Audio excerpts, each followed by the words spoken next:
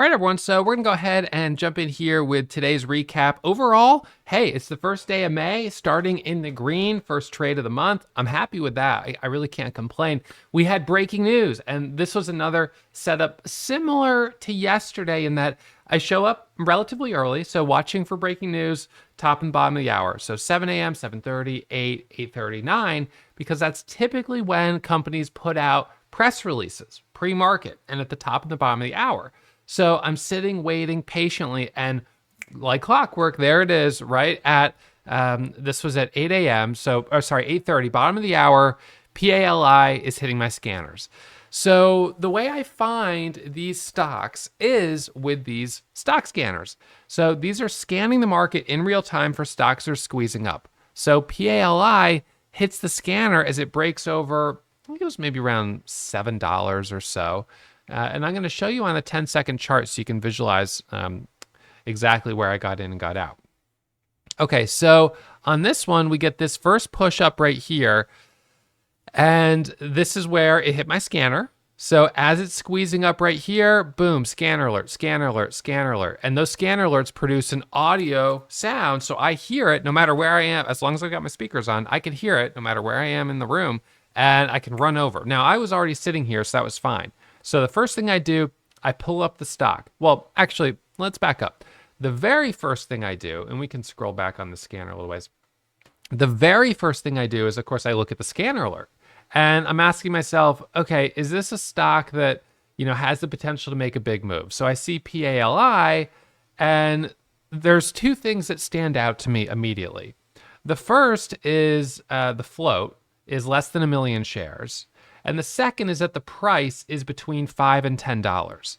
Now, if we look at my metrics here for the last, we could just look at the month of, well, it doesn't matter. We can look at year to date. So we'll look at year to date price, performance by price. What you can see right here is that my performance is the best actually on stocks between $5 and $10 right here. This is the window where I've done the best. Under $5, so-so, under $2, not great.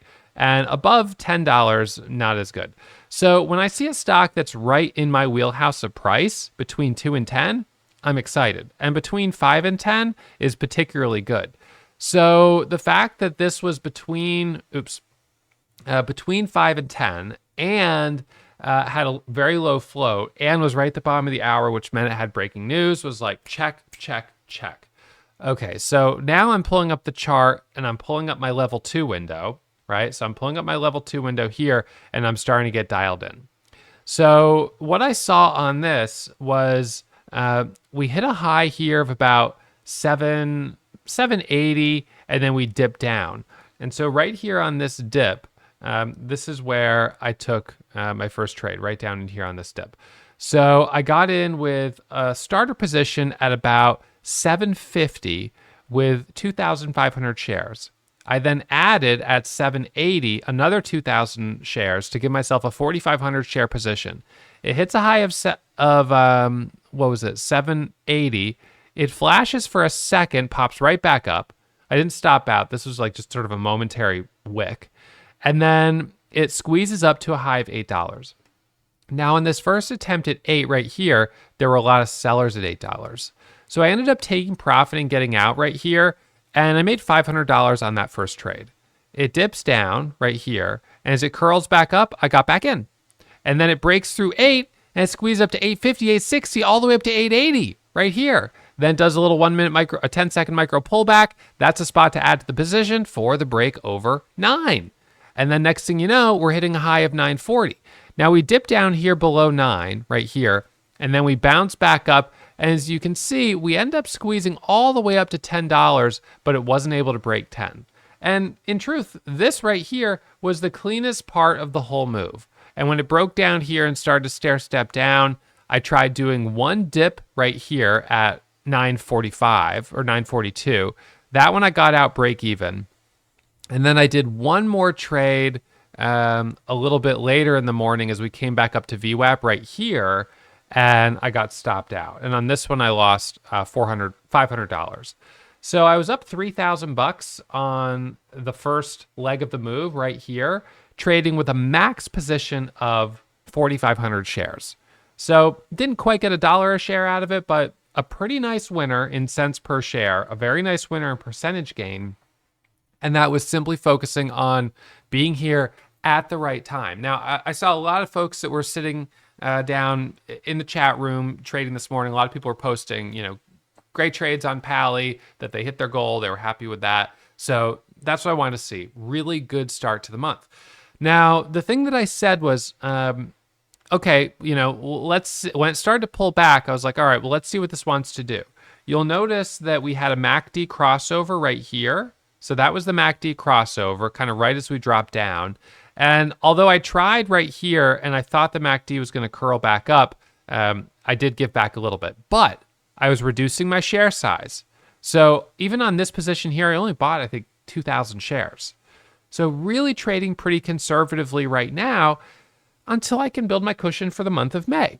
Now, for me, I trade every day and every week and every month. I trade with the mentality of I'm focusing on hitting consistent daily goals. I want to be trading for income. Now, even though this isn't a retirement account, I still have that same mentality of trading, for income, trying to be very consistent. And I was, really pleased to break the ice this morning and have that first trade, be a nice green trade. And then after that, I was like, well, this really has to prove itself, and I don't want to give back too much profit. I don't want to overstay my welcome. So I got to reduce my size to protect what I've already made. Now, unfortunately, Pally had this MACD crossover. It goes below VWAP. It tries and then rejects, comes back to VWAP, fades, gets above it at the open, did not trade here, sort of didn't think it was worth it, and then halted down and came lower. So unfortunately on this one, we really just had sort of that one clean move, and then that was it. But it did go from $6 up to nearly $10 a share. So over 50% squeeze on breaking news. I can't complain about that. That's great to see. The only thing that I'll say is that I'm not going to start being more aggressive until we start seeing these, continue higher. Hold up, on the first 5-minute pullback and then curl for an even bigger move. Once we start seeing that, then I'll feel comfortable stepping up to the plate and being a bit more aggressive. But in the meantime, I'm just trying to be consistent and lock up these green days. So Pally right now ended up fading. We ended up having CTMX on the scans. And now, I actually missed this one. Now, this is interesting because CTMX is easy to borrow. So it's an easy to borrow stock with a 67 million share float. So this is not, and a false halt right there, this is not the typical stock that I would be trading. It looks like it came up to a false halt and then a halt, and then the halt level moved up and it pushed higher. It's great to see this. And look, it's up 250%. I mean, there's definitely a part of me that thinks I should have gotten more dialed in on it.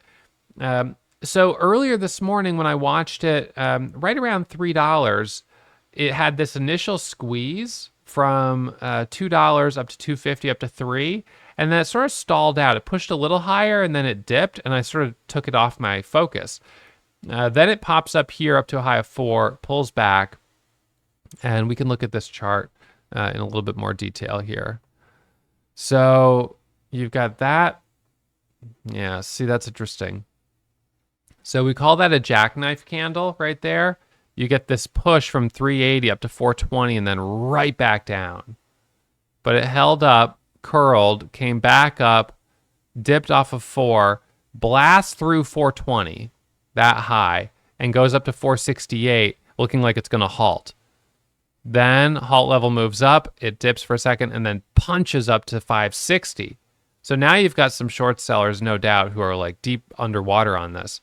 It punches a little higher up to 580, drops 80 cents down to 5, and is now right here. So as I look at that, knowing that it's easy to borrow, I look at the level 2, and my concern is the level of choppiness that we're going to see on it. and that this is the type of stock where I tend to make mistakes. Now, I'm not going to disagree that this is a beautiful candle right there. That is phenomenal. I mean, you can't say anything bad about that. That's a beautiful candle. So these were really the two candles that you would have wanted to be in on. And if you missed it, then at this point, you're chasing it. You missed it, right? You get in up here, you catch one of these big red candles. So this was a spot to be in. If you were dialed in and focused on it there and you got those trades, that's awesome. But that was really the spot. So looking at this on the daily chart, it has news. It's just not typical to see a stock that is with a 67 million share float go up that much. Looks like gap fill on the daily chart to the penny. Look at that. So 589 filling the gap.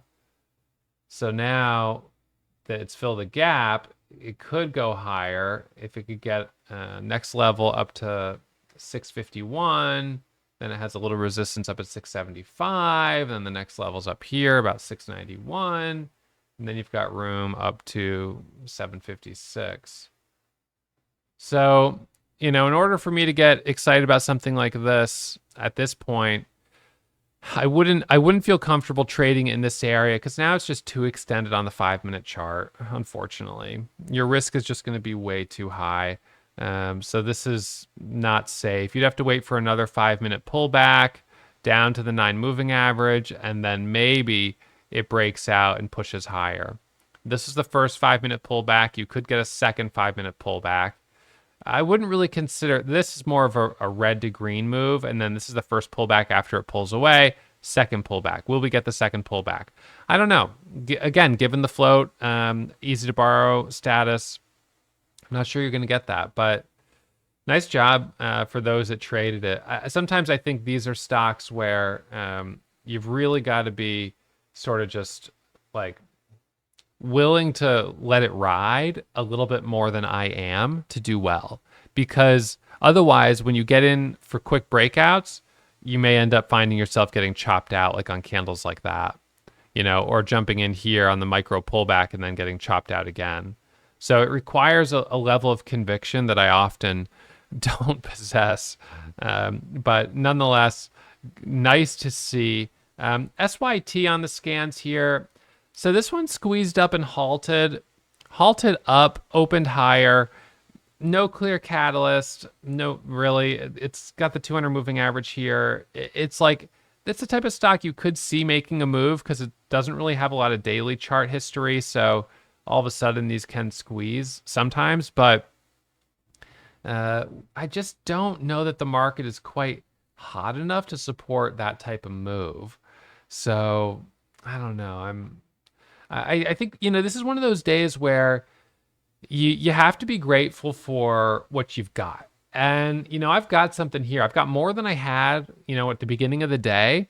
And if I start getting into chasing some of these stocks that are popping up, your SYTs, your CTMXs, you chase gains, and then next thing you know, you're giving back profit. One of the things that I'm focusing on right now is how many days I can maintain in a row consecutively of being disciplined and following the rules of my strategy. I'm on 25 days right now since the last day where I deviated a little bit. And I want to see how long I can stretch this streak, and all it requires is following the rules. And yet we know how difficult that can be when emotion, comes in. So I don't know. Right now, I'm just going to stay focused on being disciplined, not overstaying my welcome, locking up the green days, because you know what? That paid off really well in April. April ended up being my second best month of the year. So locked it up here, and I'll just put this down here so you can see. So this is January, February, March, April. Let's see, it was like 35,000, 130,000, 20,000 in March, and then this is, let's see, 45,000 in gross profit. So net profit after fees and commissions is less, but nonetheless, it's still a great month. These are my red days. They were calm, cool, collected, measured, did not spiral, didn't do anything crazy. Went red, didn't overstay my welcome. Green days, a little smaller, but the total is good. And if I can keep this up, I'm going to be feeling really good. So I just need to stay focused on, keep my head down, locking up those base hits, not overstaying my welcome, not chasing the market, and that's the ticket. All right, so that's it for me. That's day 1 of May, starting the new month. Fortunately, with a couple green trades, and I'll be back at it first thing on Thursday morning. So I'll see you guys in the morning, and I want to thank you as always for tuning in. Remind you, as always, trading is risky. My results aren't typical, so manage your risk, take it slow. And if you enjoy these episodes, I hope you hit the thumbs up. I'll see you back here first thing tomorrow morning.